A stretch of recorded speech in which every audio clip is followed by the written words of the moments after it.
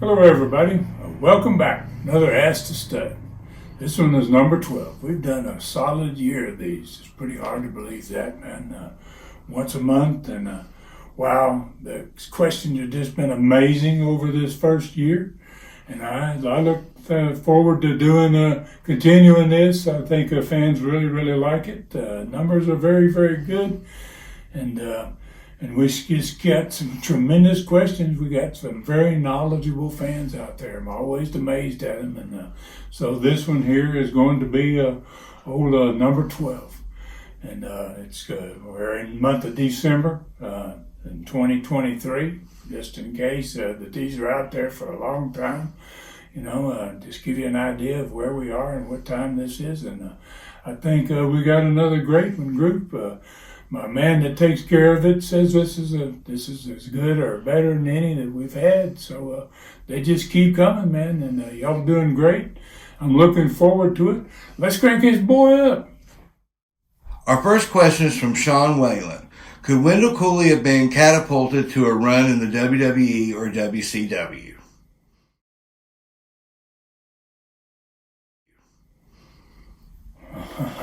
Wow, that's an easy one, Mr. Whalen, I believe it was.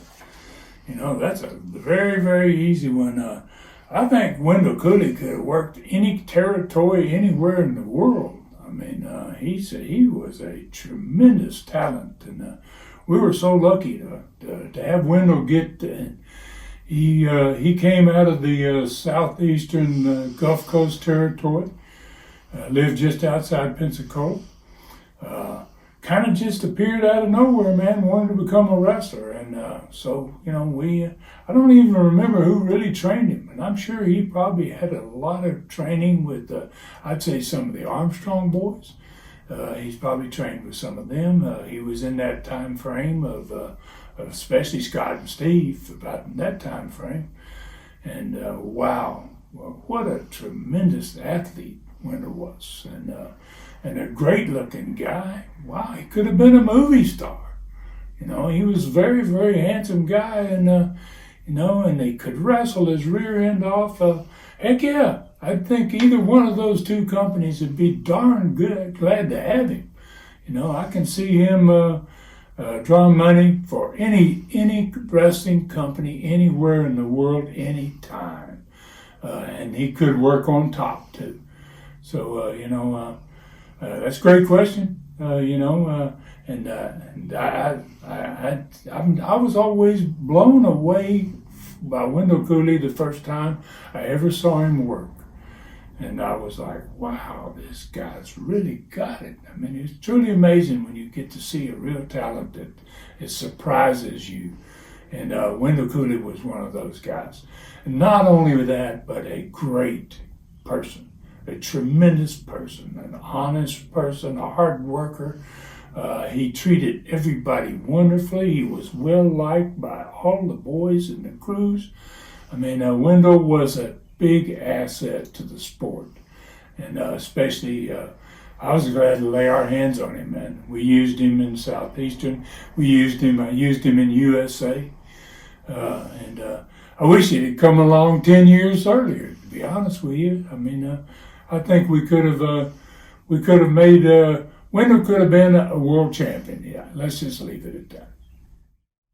Our next question is from Daryl Dotson, Asheville, North Carolina. Rod, did you ever try to do a crossover angle with other promotions? With the talent you had in Continental, it would have printed money.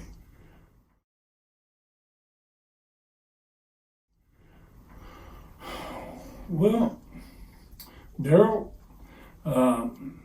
I was not the type, and it wasn't just me either, Daryl. The promoters back in the day, you had your own talent. Everybody had good talent. The great promoters had good talent, for darn sure. And you didn't really need to do a crossover with, for instance, when I was in Knoxville, I used guys from other people's territories sometimes. I had Ric Flair and Ken Patera out of North Carolina. I brought in Wrestling 2 out of Georgia. the Georgia Territory. I brought in several guys. Jerry Lawler came a lot for me in the Knoxville Territory. He came from Jerry Jarrett, my dad's operation over there on west side of Tennessee. We brought in different talent, but we always had great crews, if you were working angles with your crews and doing the right things, then you're going to sell your buildings out. And why try to? You can't do much better than a sellout. So I never did a whole lot of crossovers in southeastern down in the Gulf Coast. We did some stuff with Bill Watts, and actually it wasn't very much at all. I traded with Watts. Watts let Ernie Ladd work for me about 3 times, and I went and worked in Watts's territory 3 times to repay him. And so that was about all we ever did so far as the crossovers were concerned. I mean, maybe sometimes, I don't know if crossovers might have been a good idea. I mean, if your talent was inferior to the other people's talent, then you sent them in and you put them with your boys. You might have detracted from what you could have drawn, or what they might have done a better job in the ring than some of your boys, and fans would have then missed them. And you weren't going to be able to just swap talent back and forth every week after week after week. Nobody was doing that, and there was very little crossover. There was very few guys that were using other people's talent and trading back and forth on a regular basis that I'm aware of. Now, there might have been places in the country and places in the world in which they were, but we didn't do much of it because we had a good territory. We had great workers. We kept them hot by figuring good angles for them and doing things that the fans didn't expect, and being able to jump our houses, and if we got down, we could work a big angle and jump it right back up. And most of the time, they stayed up there real good. But that's a great question, and you may have some experience with some promoters and promotions that have done that, but we never did a whole lot of it, and that's kind of the reason for it, Daryl. Our next question is from Tim Hart. How did you land Toro Tanaka and Mr. Fuji? They were a great tag team.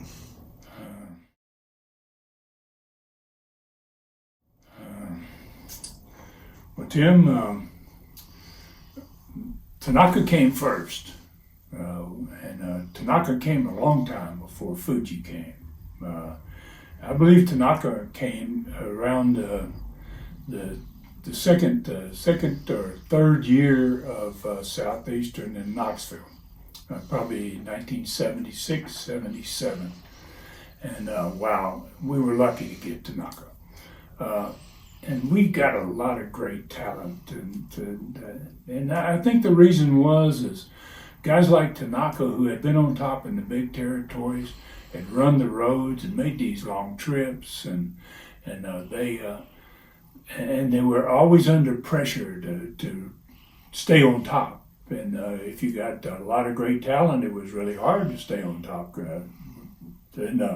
So they worked real hard to stay there and stay on top. And so when they came into the territory, when Tanaka came in, he was an instant star. I mean, he was a star wherever he went. And he came to Knoxville, and he fell in love with it. He fell in love with the fact that the trips were short. You were home before midnight just about every night. I mean, in the big territories, you might be on the road for 3 or 4 days before you get back home to your family. And so he could be home every night, and he made good money. We were doing big business, and we paid good, and that's why we got some of this great talent. So I knew nothing about Fuji. For Tanaka worked for me 76, 77, some in 78. He pretty much stayed with me for a long time. And he had different managers. He had Homer Odell, if you could imagine Homer Odell managing Toro Tanaka, I mean, that in itself is that's a classic combo right there. You know, he just, and then he finally got to where he would talk a little bit himself, and he was a pretty good talker. So I had no idea about who Fuji was or anything about Fuji until about it was probably about 1979, before the war started. Tanaka came to me and he said, Ron, I had a partner that worked with in New York for WWF, for Vince McMahon Sr. And he goes, we had great matches. We had their belts. We were the champions. And he goes, I've been talking to him. He's a great friend of mine. And he said, I've been talking to him about your territory for 2 years. And he says, he wants to come, you know. And I was like, well, I've never seen him work, you know, but I trust your word. And he says, oh, he's a top guy. He's a great worker, you know. And I said, wow, man, we've never teamed you. We've never had you work as a team with anybody. And let's bring him in. Let's bring him in, and we'll put the belts on you guys. So there we are. We're in Knoxville, Tennessee, southeastern, a little small territory on the eastern side of Tennessee. And we got the same champions that WWF had, and up in New York in the northeastern part of the country. The same two guys. And those guys cranked it out. I mean, wow, did we have tremendous matches. They could work with anybody. And they were happy. They loved it. In fact, I think Fuji moved into one of the smaller cities like Morristown, Tennessee, somewhere in that area. And I think he lived there for a few years, even after that the territory kind of closed down. I don't believe he ever went to work for Jim Barnett. Once I sold southeastern Knoxville, I don't think that Fuji ever worked for Barnett, and I don't know why that would have been. But maybe I'm sure Tanaka had worked for him, had to have been for a long time, because Barnett had been around a long time. But anyway, that was a great tag team. You're right about that. There's no doubt about that. Two of the greatest Japs that you could get, and wow, what talent they were, and a pleasure to work with. Both of those guys were so quiet and so nice, and never had any problem with them. Were tremendous in the dressing room, which we always loved to have that attitude and all that upbeat, everybody's happy in the dressing room. Those two guys were right in the middle of it.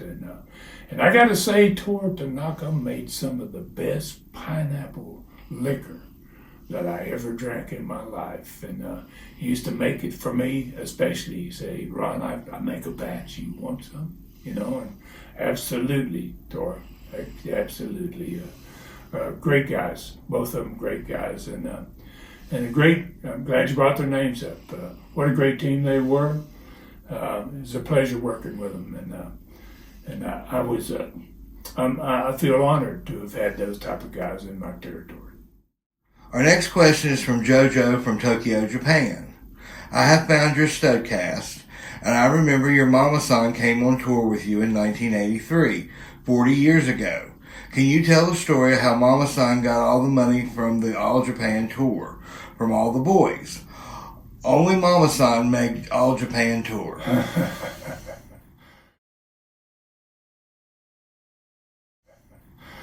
JoJo. I'll be darned, JoJo. Man, thanks for getting in touch with me, man.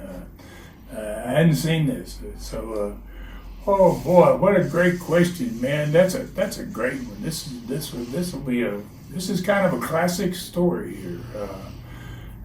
I'd never been to Japan. I was in Australia in 1973. Been there twice, 71 and 73, and to Australia. And 10 years after Australia, I decided I want to go work in Japan. So I'm married at that time. And my wife, she helped me with a whole lot of business. You know, she helped sell tickets. She was a big help, and so she wanted to go to Japan too. You know, and I knew that some guys took their wives and they would stay a couple of days and then they would send them back home or whatever. You know, and so she says, I'd like to go on the tour. And I said, okay, yeah, well, you go and stay first week or whatever, and then go back home. No, she goes, no, I want to see Japan. I want to do the whole tour. And so I had Junior and Terry, the Funks. They were working with Baba's company, and they called me and asked me about work in Japan. They said, Ron, we've been trying to get you for years, man. Would you like to come? And I said, first of all, how long is the tour? You know, I didn't want to go for one of those long tours there because they beat up on you in Japan. I mean, it's a tough little deal. Everybody pays the price when you go over there, but you make the big bread too. So they said, we need you for the tag team tournament. I said, what's the deal with the tag team tournament? Well, every winter, starting about Thanksgiving and up to almost Christmas, for about 4 weeks, 3 weeks, a little more, maybe 17, 18, 20 days, around 3 weeks, we have this annual tag team tour. And all the matches are tag team matches during that tour. So I said, and it's 17 days. I said, well, yes, I can probably do that. You know, so then I told him, I said, my wife wants to come. And, is that going to be a problem? And they said, no, we'll fly her over here and, we'll fly her back and, stay a few days with her. I said, no, she'd like to stay and do the whole thing. She wants to see the country and she wants to experience it like the wrestlers do. And they were like, wow, it's like, nobody ever asked that. I said, I got that right away. Nobody's ever talked about this before, obviously. And they were like, well, Ron, I go, sure, we want to get you, man.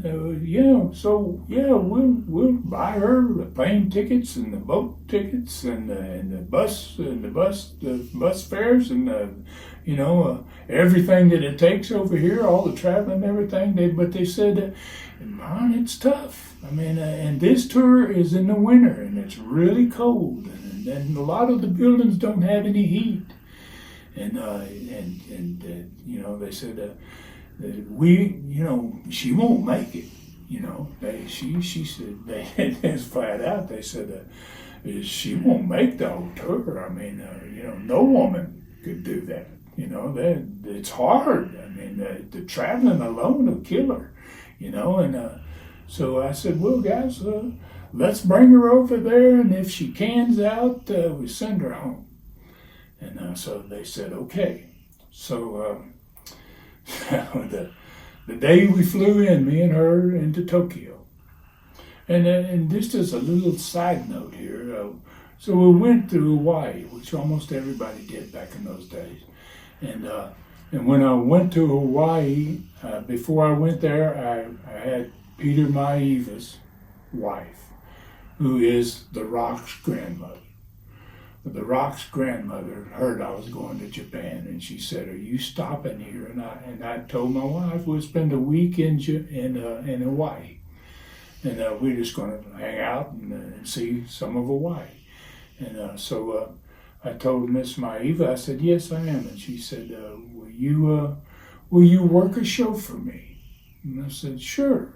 "Here, where?" "Hilo." She said, "Hilo, on the Big Island." And I said, absolutely. So we stopped in Hawaii on the way over, and I worked for Mrs. Maiva. Lars Anderson was the booker. they had a real bad crowd. Their business was really bad at this point. I don't know why, but I had never been through Hawaii, so I didn't have anything to base it upon. But the crowd was so bad that when I went to say goodbye to Miss Maiva, she was going to pay me, and I said no. I said absolutely not. I said I know this business. You didn't make any money tonight, and I said we're here, we're vacationing, we're enjoying ourselves. I've had a great night talking to Lars and seeing these guys in your dressing room, and I won't take a penny, Miss Maiva. Take nothing. And so she was like, nobody's ever done that. She gave me a big hug, and so we're going to Japan. We get to Japan, we get off the plane, and they pick us up in a van. Okay, and it's probably a 6-passenger van, and it's the first from the Tokyo airport into the city of Tokyo. It's a pretty good distance. And the first thing I noticed that the guy's driving the van, and I looked up there at the speedometer, and he's doing 110. And I never noticed that he was driving that fast because everybody was passing him. I was like, wow, the freeway's like 5 lanes wide. It's like, wow, just going. And little JoJo that just asked this question, the little bald-headed referee, guy responsible for taking care of the Japanese talent, these Americans that come in. He spoke pretty good English, but he spoke like a Japanese, his English wasn't like we speak, but it was broken English, and it was pretty decent.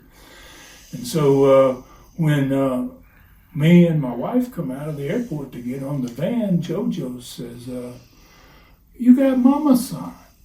Like he hadn't been told that she's going to be on the tour. And so I said, she's going to be on the tour. And he goes, oh, she's going to be on the tour? I said, yeah. And he goes, how many days? And I said, all of them, the whole tour. And he went, oh, big joke. And a couple of other Japanese boys were there too. And, and a couple of Americans were in the van, the guys that had just come in off the planes too. And they're all like, whoa, she's gonna, and the JoJo goes, oh, I go, oh, he sticks his head no, and he goes, oh, no, he say, no Mama-san ever make a whole tour. Ever make a whole tour. So I said, this Mama-san tough. He goes, oh, no, never happened. So about 3 days into the tour, she goes around with me, and we're all on the trains together and the planes together, and just with the rest of the crew and everybody, she's just like becoming one of them, and so a couple of guys started asking, and they said, when's she going home? And I said, she's not. She's going to do the whole tour. She wants to do the whole tour. And they were like, whoa. So she was a gutty little girl, man. And so she got kind of pissed about it a little bit. She's like, what do they mean I can't do this? And I said, that obviously no woman has ever tried to do this and done the whole tour. So about 4 days in, she's in the, she's back in the back, and we're doing the interviews, or we're doing something, and the whole crew is there. Everybody's there. And she says, hey, I got, I'm getting this little vibe here that, I'm not tough enough to last this whole tour. She says, how about I make a bet with all of you, $100 each, that I make the whole tour. And if I don't, Ron will pay you off end of the tour. And if I do, you'll pay me off at the end of the tour. And it was Bruiser Brody and Stan Hansen. It was Emil Mascaras and Dos Mascaras. It was talent from all over the world.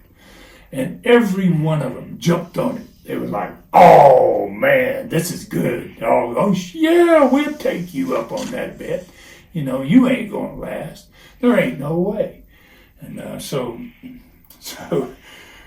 she's there every night, man, and we go in these buildings. And when you wrestled in Japan, especially on that tour, it was a very difficult tour because you did the whole country. You did it from down south all the way to Sapporo in the north, and it was cold, horrible cold. Japan is a very cold country in the wintertime. And I was wrestling partners. My partner was Barry Windham. And so Barry and I, it was so cold in some of the buildings that we would beg to get into the ring. You would be standing in the corner and you'd be shaking, literally shaking. It was so cold. And you'd be going, tag me, tag me. And the guy that was in wouldn't want to get out because he knows that he's going to get the cold then. And you're going to get in there and get a little movement around. So it was a horrible experience. And the travel was unbelievable. I mean, I never realized what the travel was like in Japan. And especially in this particular tour, you got 1 day off out of 17 days. You got one night off. And all the others, you were on the road. And you would wake up, sometimes they would get you up at 4 o'clock in the morning. And they would put you on a bus. They own their own buses. They would put you on a bus. They had 2 buses, and they put the guys on the buses. And you'd ride the bus until 9 o'clock. And you'd get off the bus in some city, and then you'd get on a plane. And you'd fly to wherever, and then you would get off the plane, and then you would get on a train because you're going to a smaller city. And they don't have an airport, and then they truck. You go on the train, and sometimes you would spend your whole day from 4 o'clock in the morning until 7 o'clock. You'd get to the building where you're going to wrestle.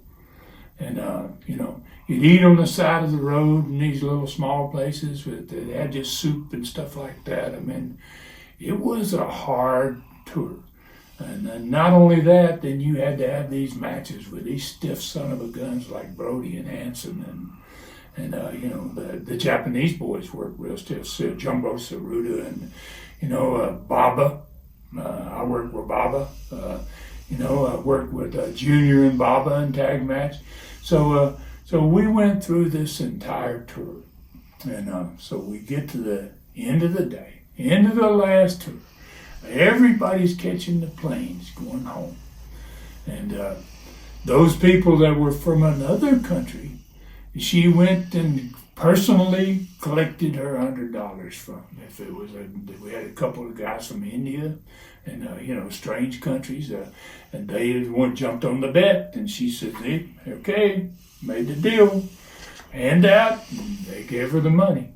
And so then we got on the plane, and we got to the airport, and everybody else shows up. She stood at the place where they're dropping the wrestlers off. And I went inside. I found myself a seat. I went and had food. I ate. She stayed there and collected $100 from every one of those guys. It was pretty amazing. JoJo, the little JoJo that asked the question, that JoJo's shaking his head. He had a hard time pulling his 100 out. He was like, no, I can't believe, Mama-san make whole tour. I talk about this forever. Nobody ever believed this. And so that was the story, I guess, JoJo. And to complete the story, now JoJo was responsible for taking care of us guys. And, most of the guys were all men, except he had one woman on the tour. And she wanted to go and shop during the day when she had a chance. And so JoJo, he realized pretty quick that, he said, he came to her. He would start coming to her. He would look up places to send her in these cities that we were going to. And I know he didn't get this. He didn't do this for anybody else because the wrestlers, most of them slept all day. But he would come every night and he'd go, Mama son, tomorrow we in whatever the city, shoppy good. Like, oh boy, good shopping. And she'd go, yeah, okay, I take care of you, Mama son. And next day he would come, he would give her cards. He would make out these cards and he would write in Japanese where for the cab person to take you and then where to take you to come back. And he would give her these cards and she would go to the shopping and come back. Well, like a woman, she bought all kinds of little trinkets and stuff, and some of it wasn't small stuff. So she had quite a bit of, boxes. When we got ready to get the plane, she had boxes full of stuff, okay? And so she had collected the money from all the guys in the tour. I think she had $1,700. She had 17 guys that paid her the $100 because she won the bet. And then I remember she was so excited. I got the money. I got the $1,700. And then I said, yeah. And I said, and see all those bags and all those boxes and everything. I said, now you're going to have to pay for those to fly them home. And she goes, oh, I thought about that. How much you think it'll be? And I said, I don't know, but it's going to be a lot. And so when we checked in, they started bringing in the boxes and putting them on the weighing the boxes, and she's right there, and the numbers are going up, and she can see the numbers going up. Oh my gosh! And she ended up with out of the $1,700 to take home $200. So she spent the $1,500. Thank goodness she had made the bet, or I might have left all that stuff there in Japan. But she had $1,500 to pay for all the bags, to get all those boxes and bags and gifts and whatever it was back home.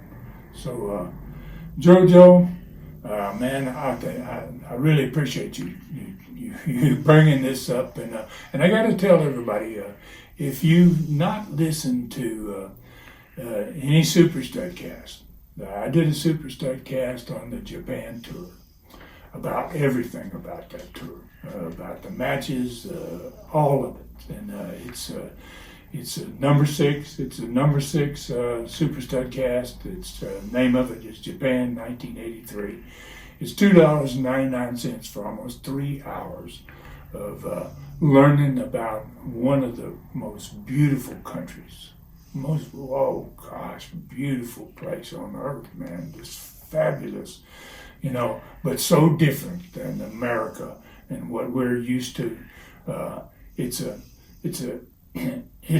very good, very interesting 3 hours, and it may be a little less than 3. It could be 2.5. I don't know the exact time. But it's a number 6 on Japan. Japan 1983 is the title of it.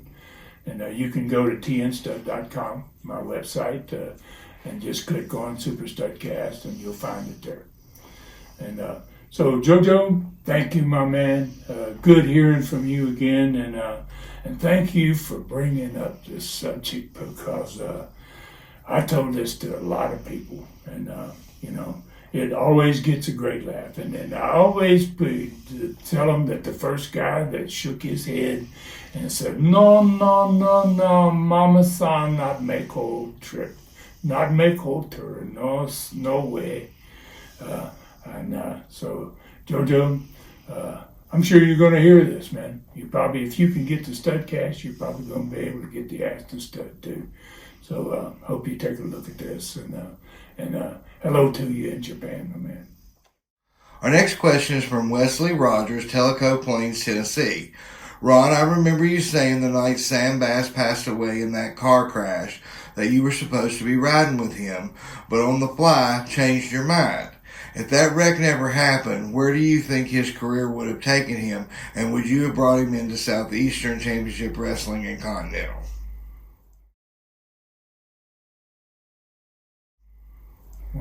what the subject matter of that one is, my man, Wesley.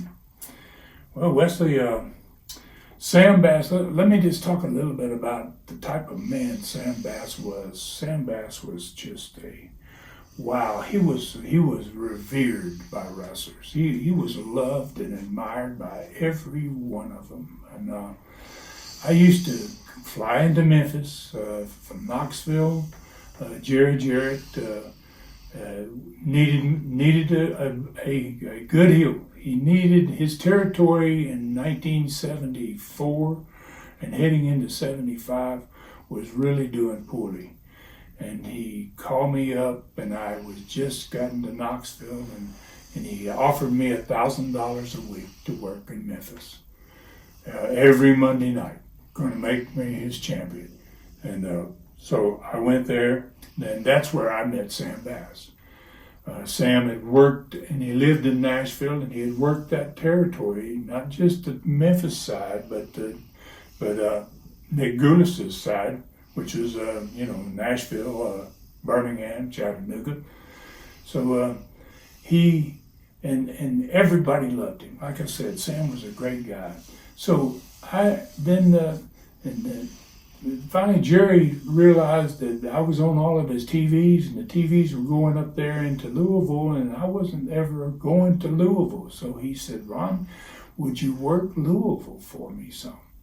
And I said, yeah, it runs on Tuesday night. And Memphis ran on a Monday. And I said, yeah, I'll do that. I'll work some Louisville shows for you. So, and I said, but I won't be able to get around because I was flying back and forth from Knoxville to Memphis and then just fly back to Knoxville. And I said, but I don't have a way to get to Louisville on Tuesdays. And he said, Sam Bass. He goes, I'm going to tell Sam Bass that I'd like for him to do me a favor and do you know him? And everybody knew Sam. I mean, you got to know Sam right away because he was such a great guy. And I said, absolutely, yes, I like him, man. He's a great guy. And he says, I'm going to see if I can get Sam to take you to Louisville. And what he'll do is he'll take you on Monday nights. He'll drive you back to Nashville to his home. And I said, yeah, and they give me a hotel. No. Sam wants you to stay in his house. He wants you to stay with him. And I was like, wow, man, I don't need to do that. And he says, that's between you and Sam. Well, when I got to discussing with Sam said, you're staying with me, Ron. You're going to eat dinner with me. You're going to eat breakfast with me. We're going to. And so Sam and I became great friends. A short period of time because of this situation where we had to go back and, where I had to go from Memphis to Louisville. And then he would fly, Jared would fly me from Louisville back into Knoxville on the Tuesday night. They had a plane that went, which was very strange, but they flew from Louisville into Knoxville. So so I'm making these trips with Sam. I'd made these trips with Sam probably 4 times. And then on the night that Sam has his wreck, Sam says, Ron, you're going with me. You're going, right? You're booked in Louisville, you're going with me. And I said, and I told him yes. Originally, I said, yeah, I'm going with you tonight, just like always. And then, I don't know, somewhere during the course of the night, something struck me that, you need to fly back to Knoxville this time and go from Knoxville, fly from Knoxville into Louisville. And so when Sam got ready to go that night and I was through working, he came and he says, okay, Ron, my car's ready out there. We're going. I got a couple of guys with me. And, and I said, Sam, I'm not going to go this trip. I'm not going to take this ride with you. I'm going to fly back to Knoxville. And on that trip, Sam and a couple of guys, great guys too, as a lot of wrestlers were, boy, they had a horrible wreck, a terrible wreck. From just the description of it, it just wow. And I could have been had it there, but for the grace of God go I. That's the first thing I thought when I heard of this wreck and him dying and those boys dying in that car between Memphis and Nashville. That was the first thought I had there, but for the grace of God go I. And I wouldn't be here. We wouldn't be doing this if I had gotten in the car that night and gone with Sam Bass. And Sam Bass, the answer to your full question there, Mr. Wesley, is yes. Sam Bass could have worked for me anytime he wanted to. And I would have used him in Southeastern and Knoxville. I would have used him in Pensacola. I would have used him in USA Wrestling if he was available. He was a great manager and a pretty darn good wrestler too. So he could do both. So great question, Wesley. Brings back some really bad memories. But yes, Sam Bass was a quality individual, not just in the ring, but as a human being. He was a great, great person, and I'll never forget him. Our next question is from Messiah Sharks III. Mr. Fuller, what do you think are the possibilities of good quality local regional wrestling ever returning?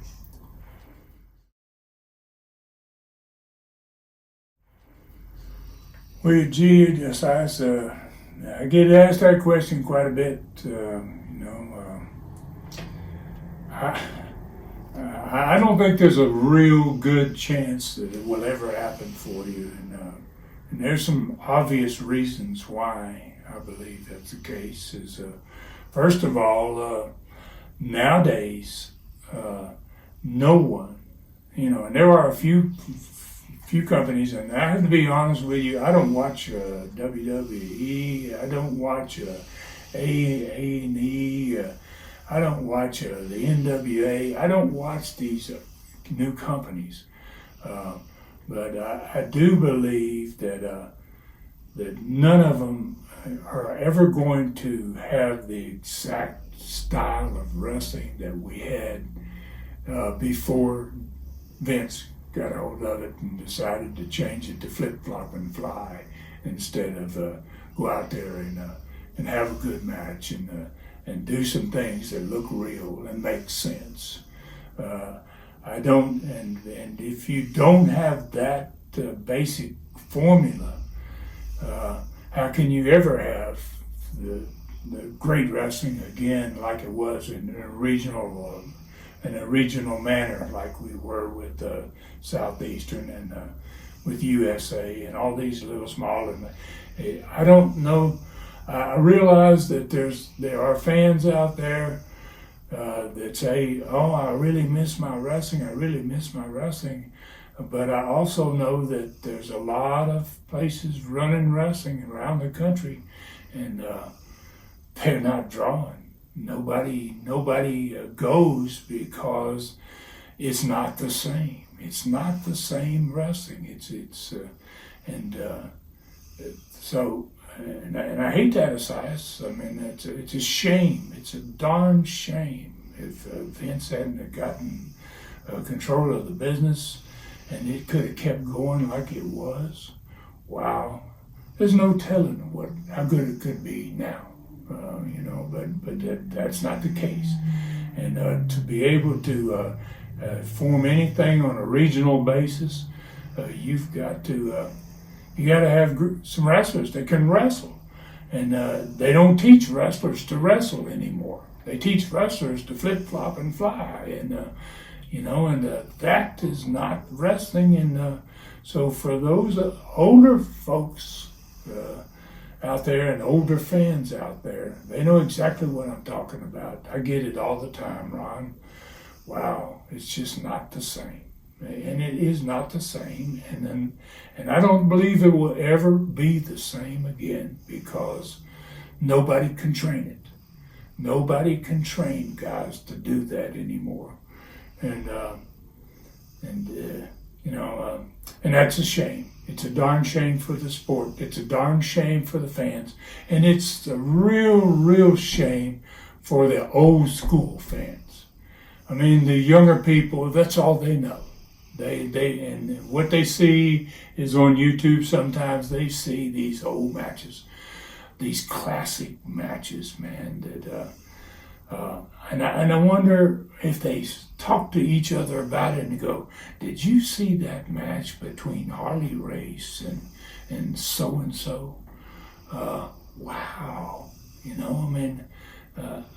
And I'd be kind of curious to know how younger people view those old classic matches that happened every city in the country, man, for many years, for 50 years. And it's all gone. It's a shame, Messias, but I don't think it's going to happen. Our next question is from Edward B. Robinson, Evergreen, Alabama. What about your thoughts concerning Ted Turner's impact on professional wrestling? Did you have any dealings with him, or had you already stepped away from the business by the time he got in?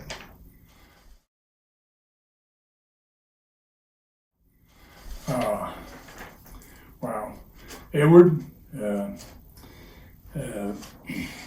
I personally met Ted Turner as a kid. And Ted Turner, long before WTBS and his satellite channel and his WCW and all those things, Ted Turner was a huge wrestling fan. My dad moved us to Atlanta, Georgia in 1964. And they were on television there on Channel 11. I don't remember the call letters for the TV station, but they had a great audience, big time audience. And I remember going one night with my dad, and they filmed sometimes at night. They did these TVs at night. And he took me and my brother there, and he introduced me and my brother to Ted Turner. Ted Turner, at this point, he was in the billboard business. He was in a little bit of the TV business. He had all these things going.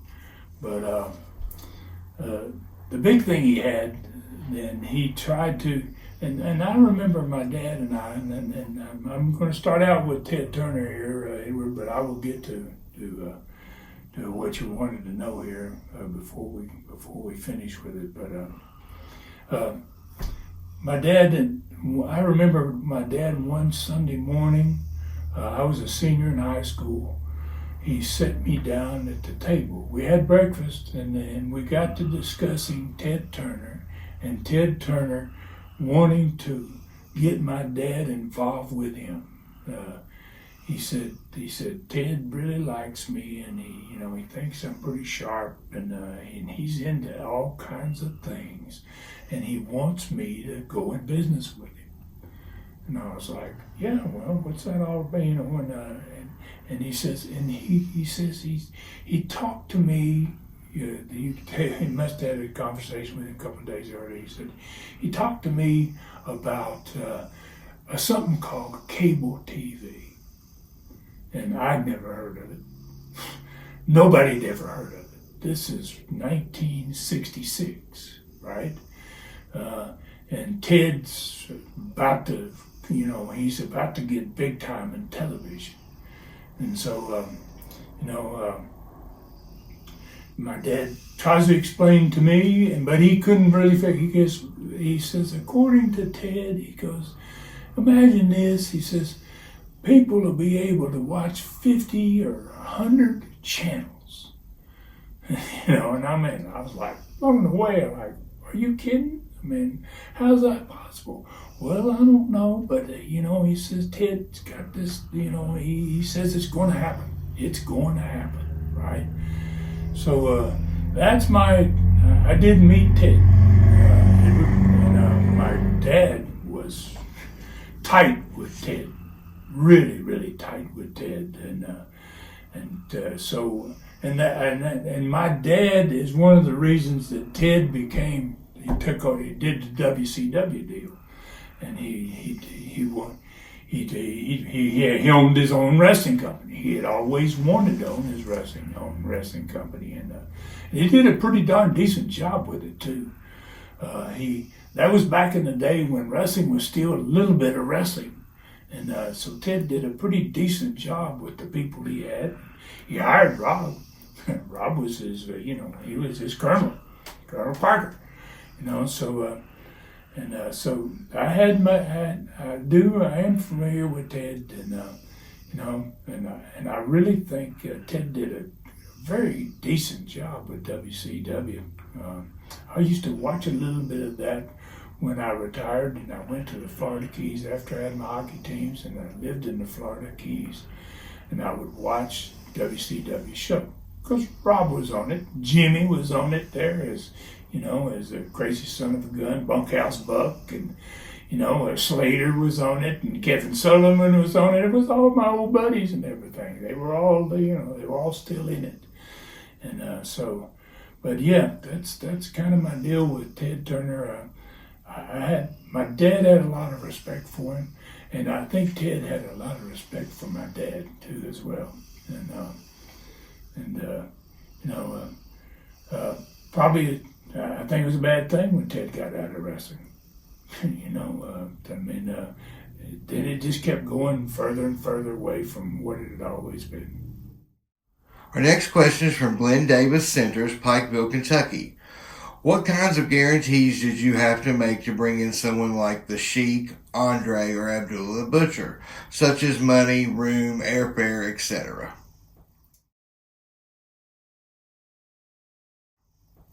Well, that's an interesting question.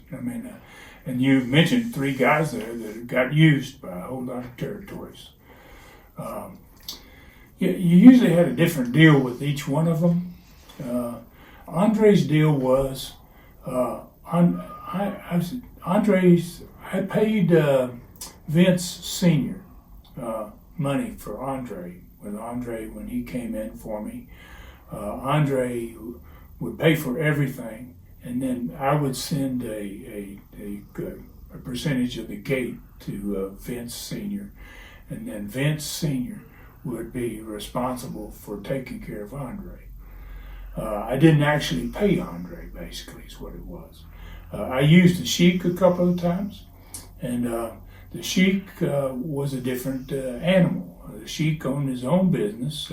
Sheik was basically an independent star, and he was just used by companies everywhere, and you paid him.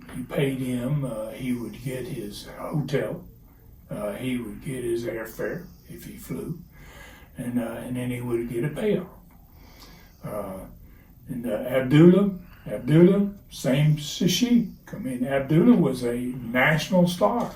He worked everywhere.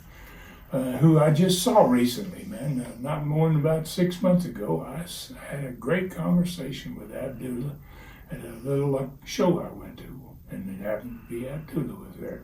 I worked with Abdullah many times, and Abdullah got the same deal that Sheik got. He got his trans, he got his room, and he got his payoff. That was kind of the way that worked with those three guys. Andre's was a little different situation. I really never knew what Andre got paid from what I sent Vince Sr.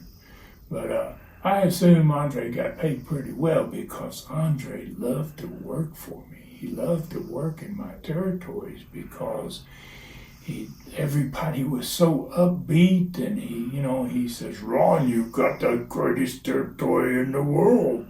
He goes, "Everybody's having a party every night." It's like, and most businesses weren't like that. Most territories were not like that, and Andre realized it, and when he came, he was just on cloud nine. He would say, "Ron, ask for more days. You can get me more. Ask Vince, get me. I want to stay 2 weeks." Well, I said, "Andre, I can't use you for 2 weeks. What am I going to do with you, you big son of a gun? I can't do that, But it got to be where toward the end, Andre would stay with me. Vince would send him for a week, and it was wonderful. And it was wonderful for Andre because I would put him on Pensacola Beach in a Hilton, and he was in heaven. He was like, Ron, I just love it. I don't want to go back north, Well, that's your answer, about they all got paid a little differently, but those three guys, you picked great guys there. Those three guys were national stars, and they were three of them that did that on a regular basis. Our next question is from Chico Alvarez, Mexico City, Mexico. I just found your podcast. I'm close friends with both Dos and Mil Mascaras. They tell me many years ago about Japan tour where they wrestled two giants, and now I find one of them. How did you enjoy the match with my amigos?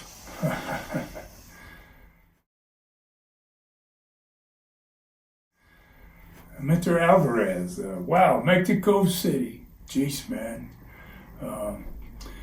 Yeah, and we already talked a little bit about Japan here. This is crazy, but that's the same tour that that Barry Windham was my partner, and we wrestled.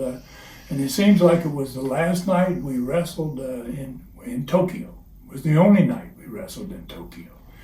And it was in a monster building. The building was huge. It was bigger than Madison Square Garden. And what was really amazing to me is everybody was sitting on the floor, all of them. It had to be 30,000 Japanese in that building, and they were sitting on the floor. You couldn't see to the top of the building. It was an amazing experience. And me and Barry wrestled against Dos and Mil. And